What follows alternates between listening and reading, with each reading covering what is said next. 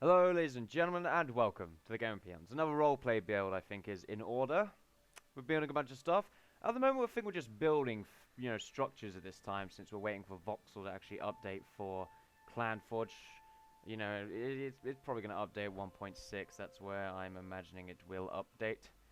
So yeah, here's a little building here. We're building a house today. Me and Jim. Jim joined a couple of minutes in, actually, just to help us build this house in. It's a new design for the world, I think. It's something that I've not built before. It's weird how I've not built a house like this before, actually, because it's got a lot of shape to it, and I feel like that's, I've not done that before, which is interesting. I don't know why I've not done such a thing before.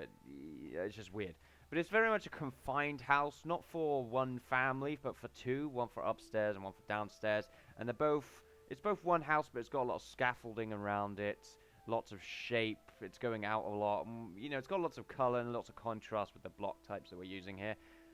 We're using birch, the standard wood plank logs to represent the corners of the structure, and brick to sort of do a contrast with the wood. We thought it was actually a pretty good idea.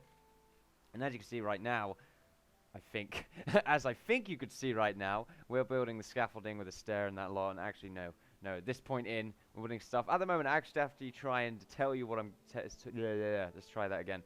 Try and tell you what I'm building right now at a speeded up image, which is very laggy. So, it's not brilliant. I'm actually telling you pretty much at this stage what I recall building. But as we do with every structure, we sort of get the main basic parts done before we actually start adding things in. As always, structures kind of look really weird and dangly the first time you make them. It happens with everything you make before you actually start putting in the decorations, putting in the windows. Actually, it's definitely the windows. Something always looks weird when it's just a flat surface. You gotta like give it some shape, take out like a little piece of the wall, put a window in there. It looks very cool. It makes it look just different, I suppose. And around it at the same time, this house isn't going to be empty around it. It's going to have benches, going to have flower pots. They're hooked up by the windows. We think will be a pretty cool idea, and we have built that on there.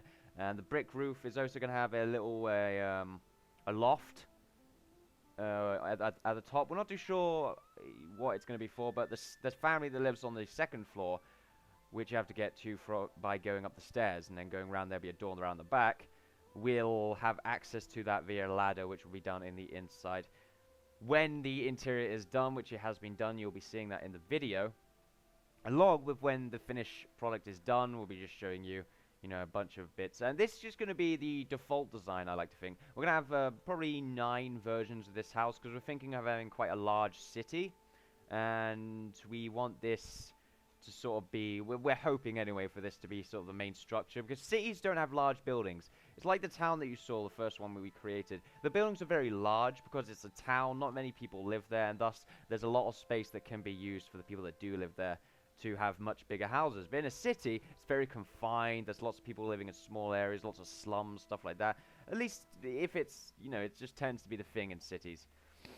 I'm talking about sort of a medieval-esque kind of city, might add, not like a modern one, unless you live in a, low end. But anyway, enough of that. The conversation's about building things. Brilliant. I'm off topic of something that I don't understand. There you go.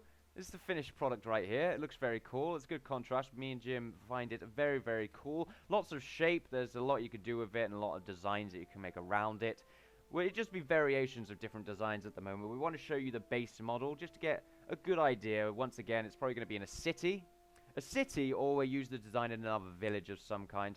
Maybe a destroyed village, or maybe it's a few weird houses in a forest or something like that.